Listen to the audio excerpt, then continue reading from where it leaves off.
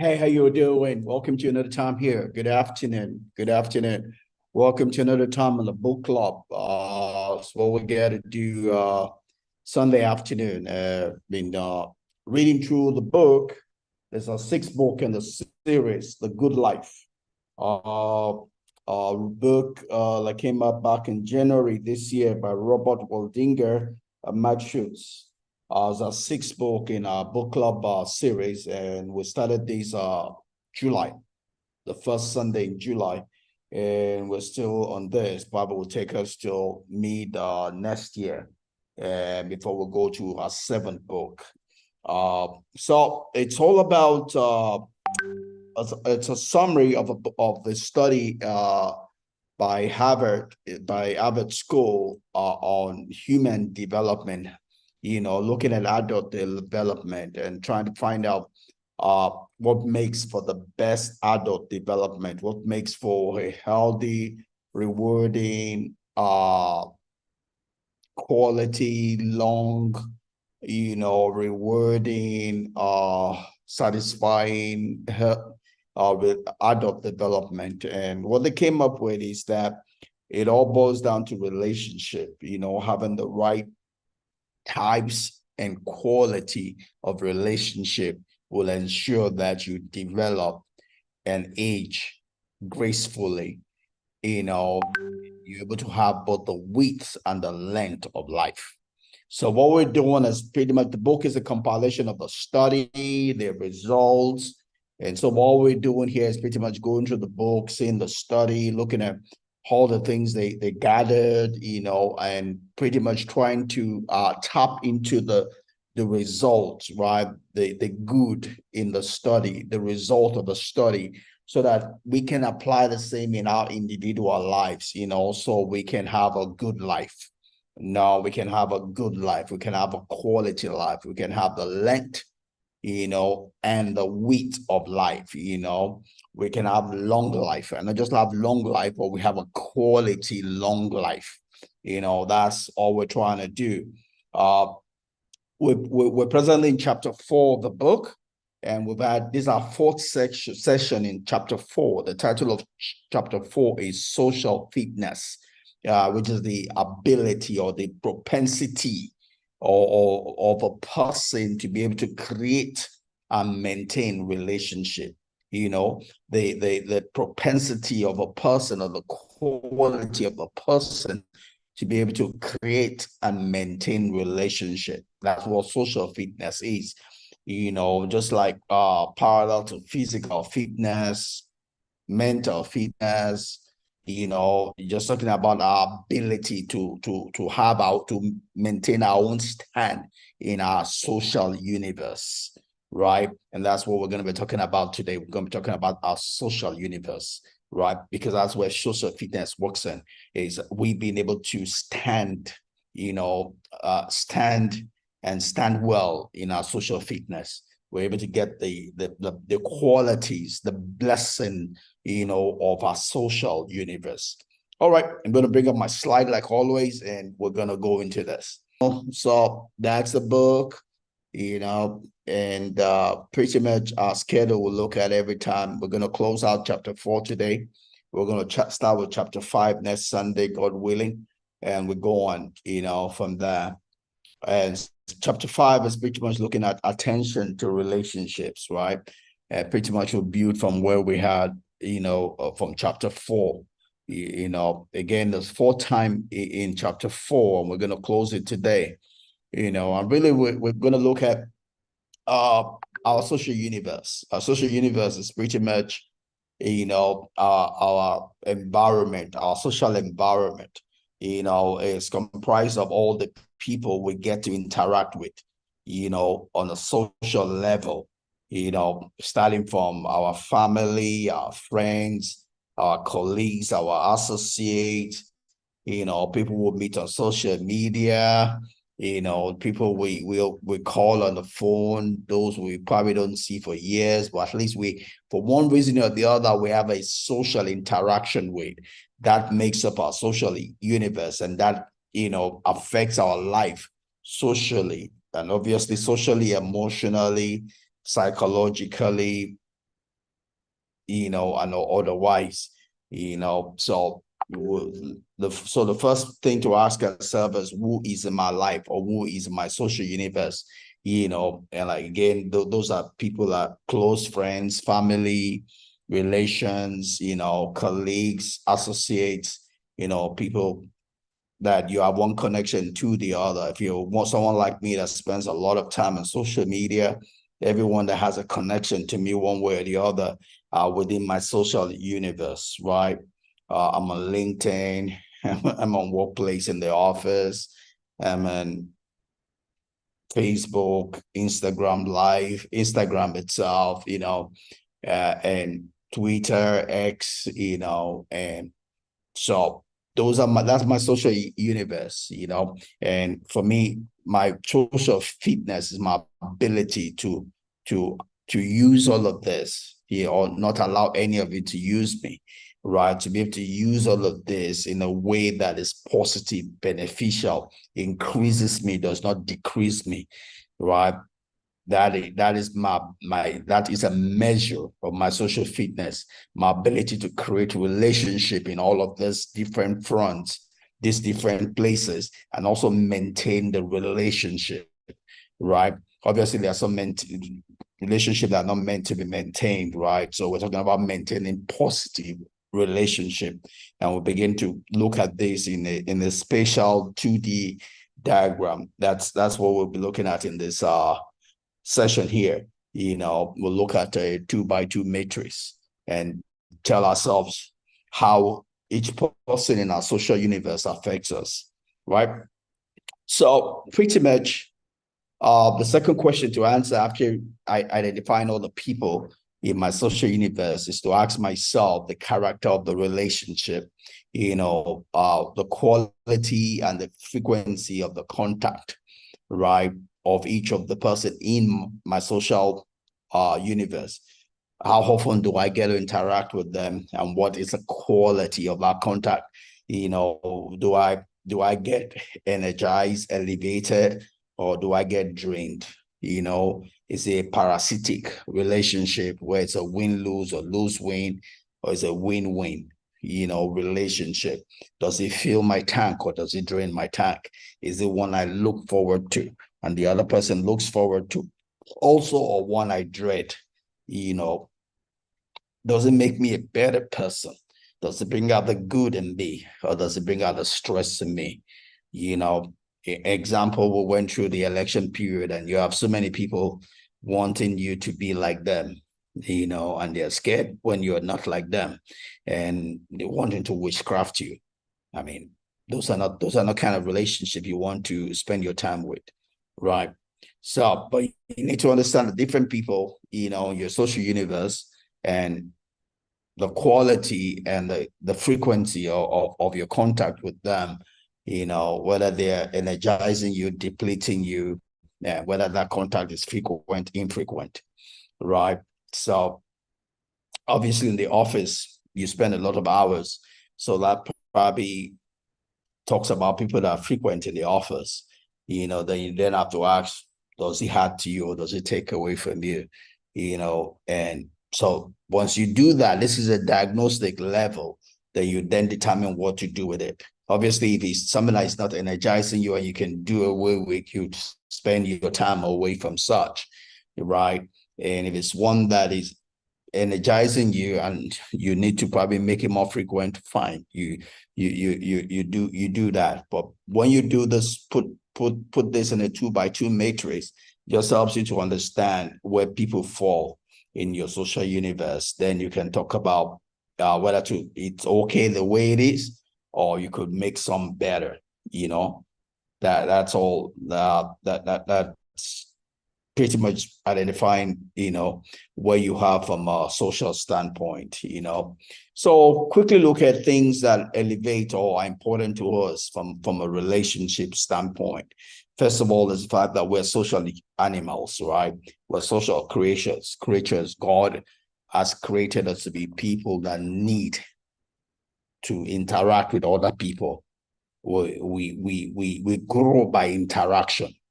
We grow by interaction. by the amount of interaction we have, we get influenced, and we need it, right? We're not going to grow to the fullness of who and whole that we are unless we interact with someone else, and we allow ourselves to be influenced, to be corrupted by that person, even as we corrupt other people with ourselves, right? So that's where you have people with single parents could have challenges.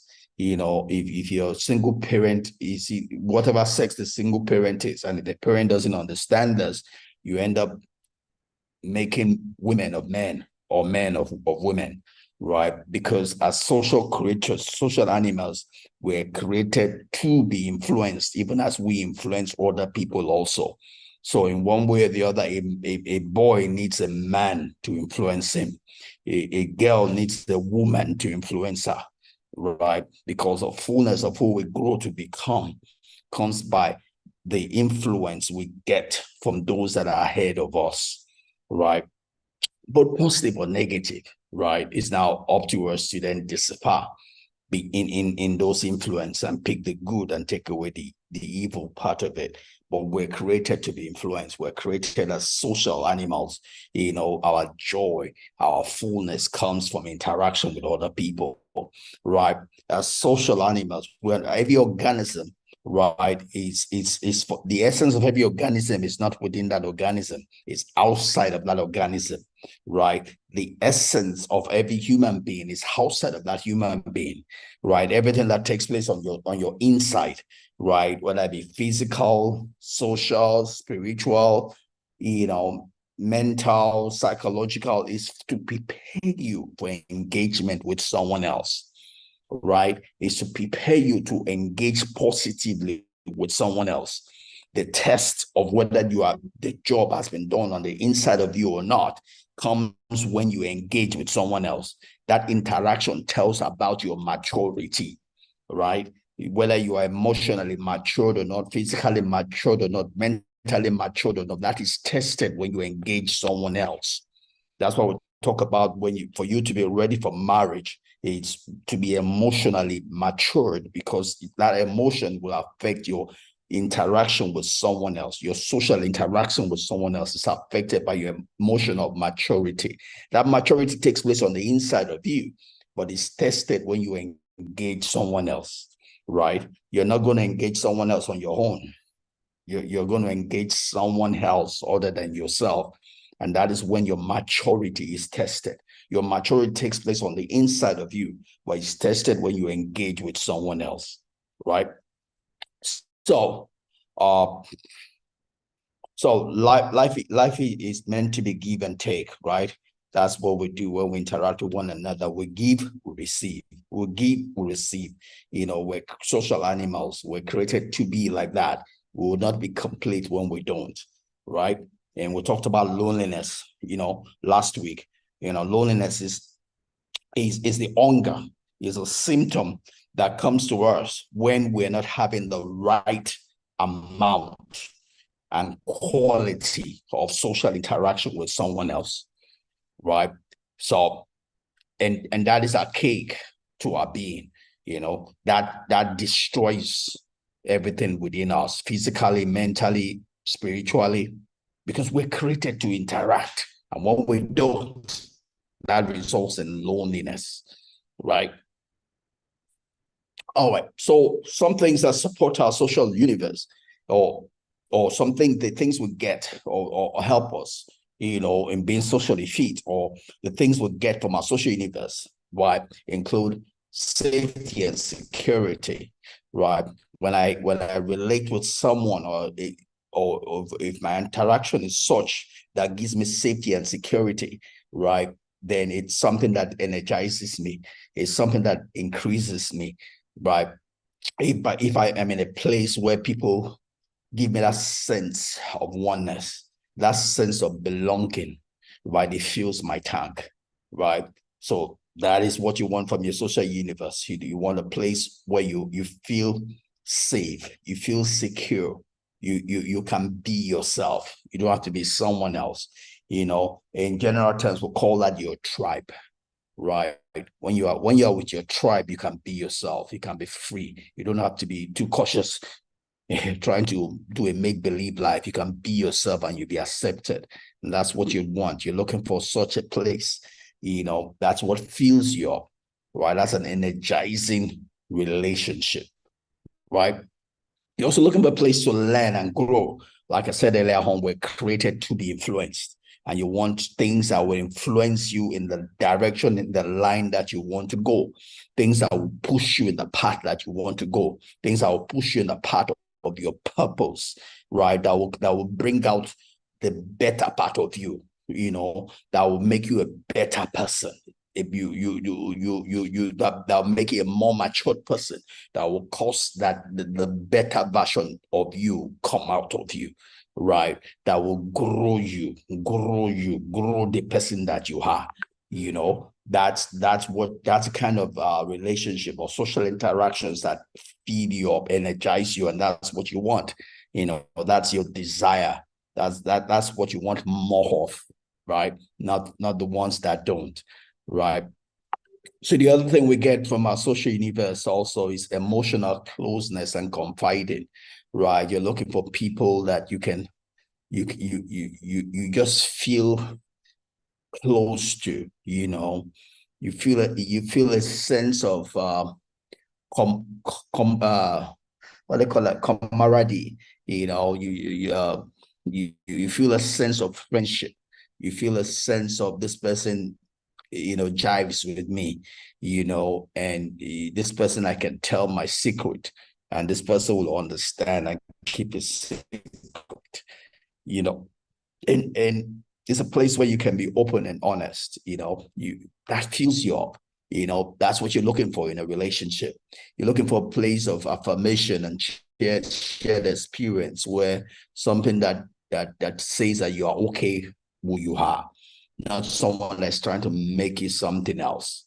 And I used to be in that environment, where a lot of people don't understand me, and they really would love that I be them or that me. And that's crazy. 2 years ago, I was talking to someone and said, hey, after 25 years, if you all are still trying to change me, then you all are the ones that have problem, not me. I am who I am. I am not going to fit into anybody's small box. Some people who have no self-esteem, they don't have any, they have an inferiority complex. So all they want to do is make you fit into their small box. And that's not going to work with me, right? I'm a rebel when it comes to that. I'm not going to fit into anybody's small box, and that's not the kind of relationship that I'm looking for. That would not feel someone like me. I get filled in a place where people are not scared of who I am, and we all need to look for that, and that's probably one of the things that benefited from my old church. I've been there 28 years, so I could just be, because I have history, but even that didn't work. There's some people that were still bent and doing some whatever, the evil people in every place, people who are not matured, and their immaturity kind of shows up, but that's not the place you want to be. You don't want to be in a place where people are trying to make you who you are not, right? That's not going to benefit you. That's not a friendly environment, right? You need to be in a friendly environment. A friendly environment is a place where people will affirm the person that you are. Okay. All right. So also we look at, it's also there's a place for romantic intimacy, right? So that's another place where we'll feel our tank in relationship. If you're married or you're dating, that also, generally speaking, if you have to interact with the opposite sex, if as long as you don't cross the boundary, but that fills you up also. Someone would say, and I believe, the sexual energy, is probably one of the highest form of energy, and it's not one to be dissipated, by being promiscuous, but it's one that you can contain, by discipline and self-respect, and when you contain it, it makes every part of your life and such that you can use it for a productive good use, right? But that's reality. We're sexual beings also, and that also affects our social interaction, but not for us to be indisciplined, not for us to be controlled by it, but that we control it and use it for good, right? You can be attracted to somebody, doesn't mean that you should then go do indecent things, right? You can control yourself, curtail yourself. That's the whole idea of we calling some people ladies and gentlemen. Ladies and gentlemen, not people that are dressing like prostitutes, or people of light virtue. That those aren't ladies, right? A lady is one who's able to curtail herself, right? A gentleman is one who's able to hold himself together, right? He's not running after everything in skirt. He's not all torn apart just because he sees skirt, right? But even though you are alive, you're able to still put it under control and be ordered in your steps and in your interaction.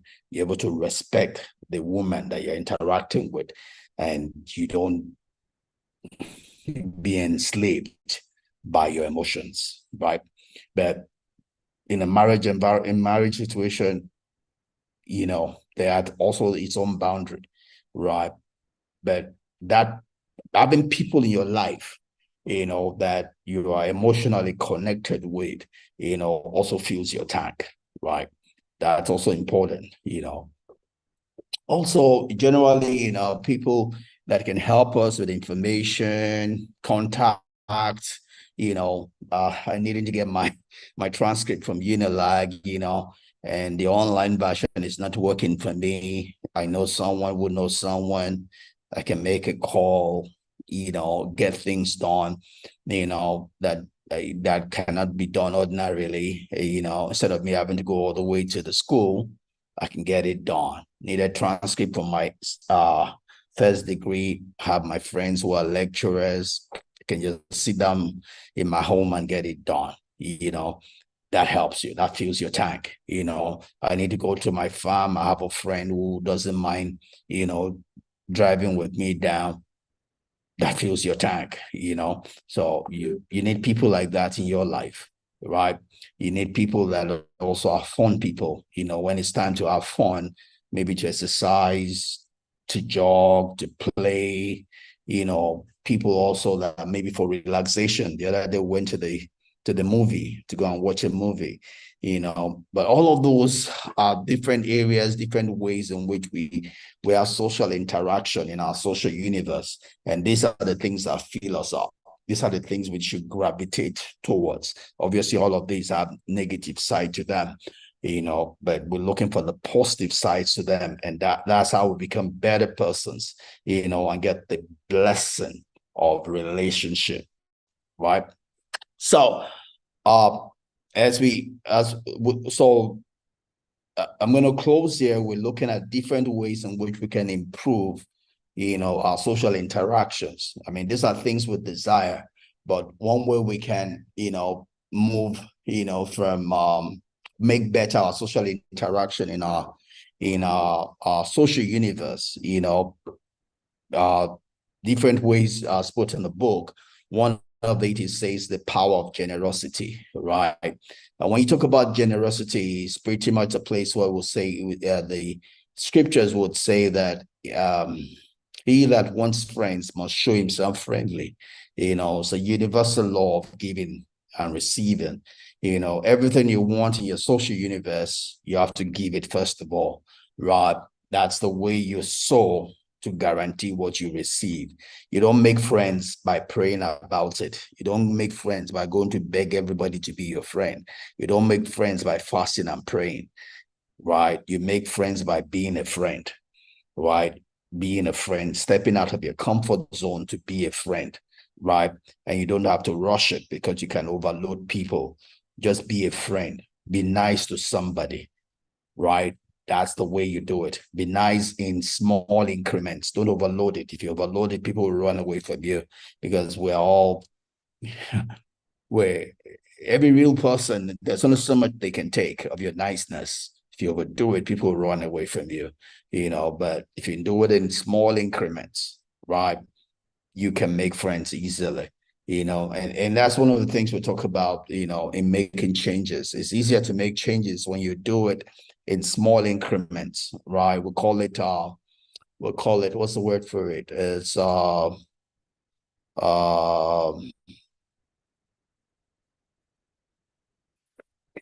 something reading. What's that word for it?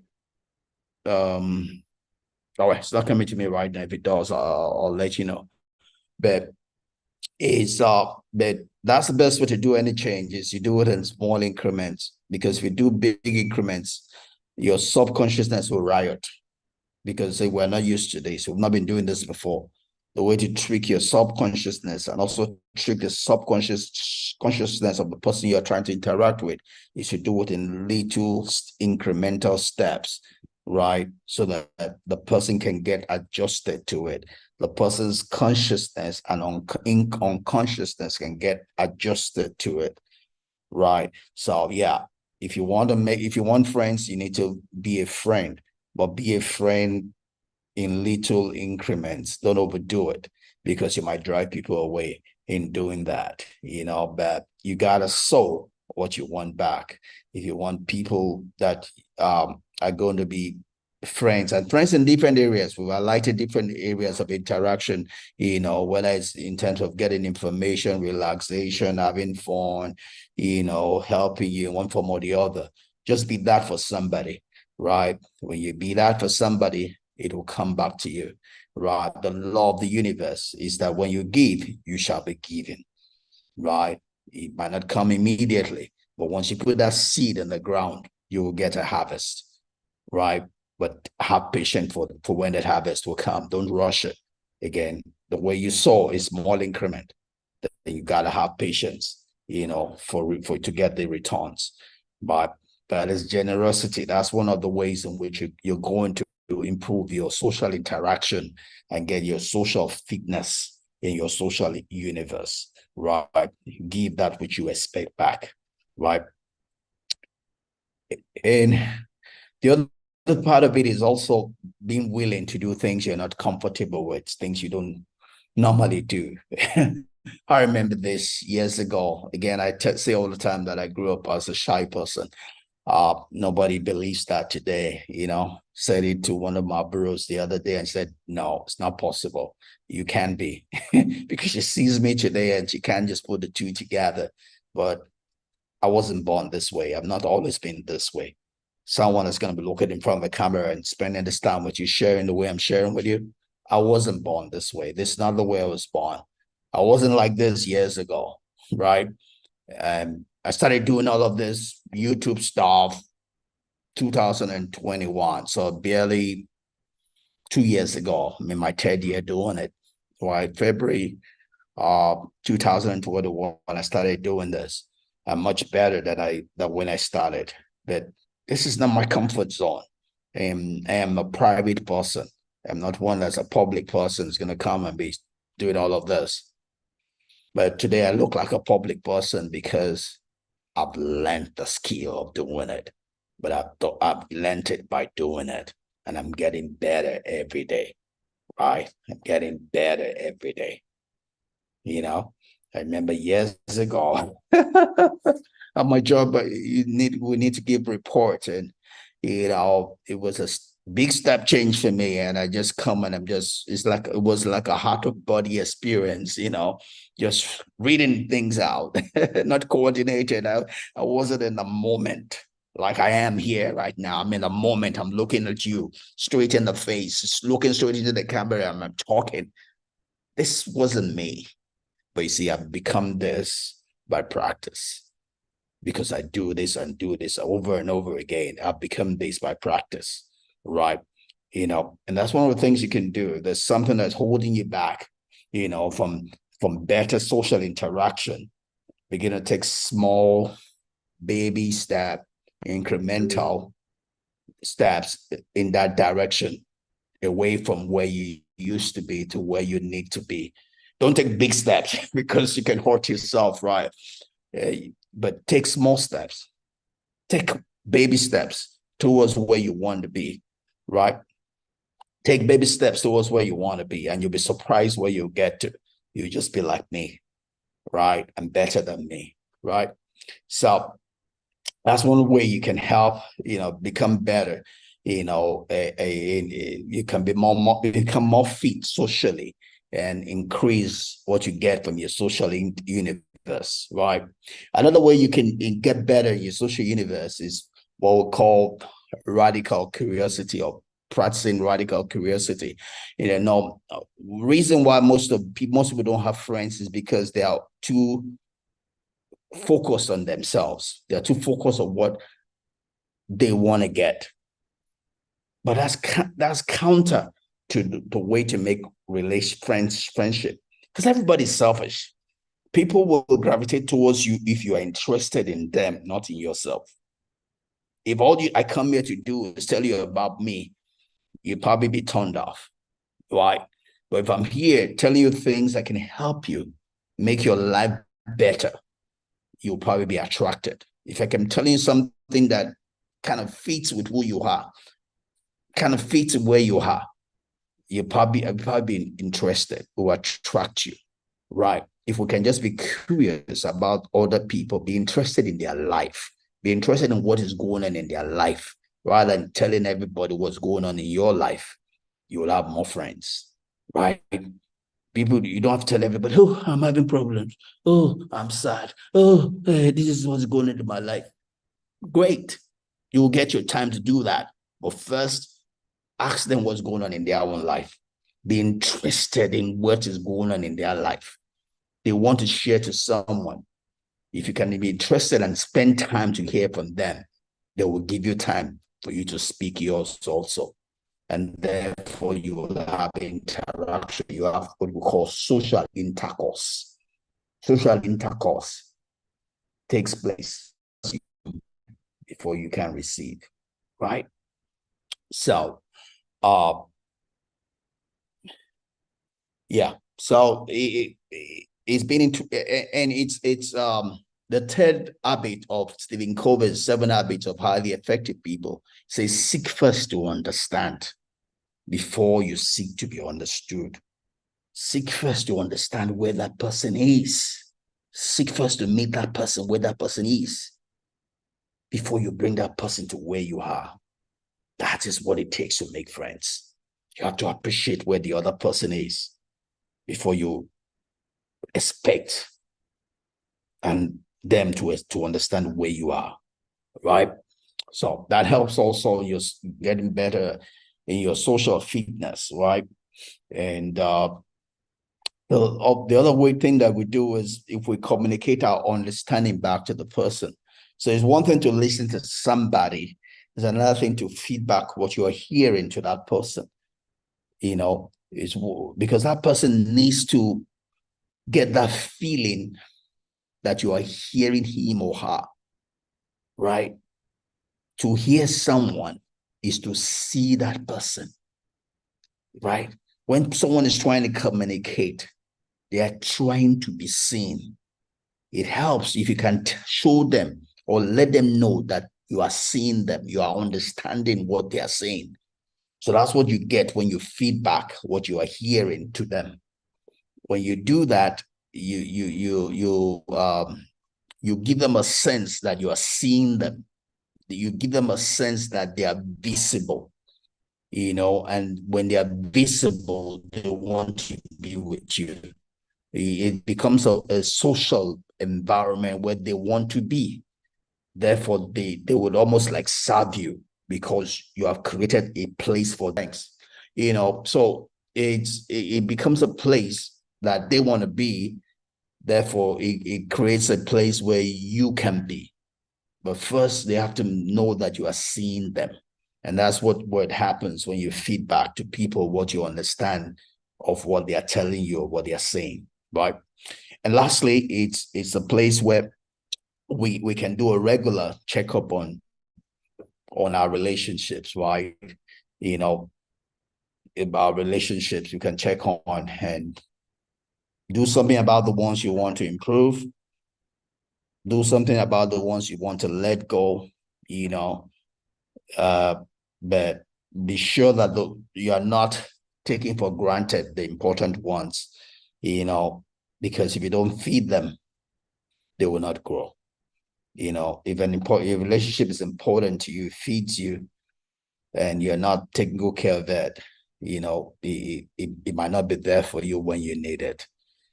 So every once in a while we can do a check on where we stand, where the relationships in our life stand, where the people in our social universe stand, and we can make it better. So that's really the end of chapter 4 of our book, talking about social fitness. So that's where I'm going to end for today. So next week, we're going on to chapter 5, which is attention to relationships. And we'll be talking about the use of our time, the use of our attention, and how that matters in our relationships, in a way would also help our social fitness, help our being able to harness the fullness of our social universe. All right. Until then, have a good week ahead and see you next Sunday, God willing. God bless you. Bless you. See you next month, next Sunday. Bye-bye.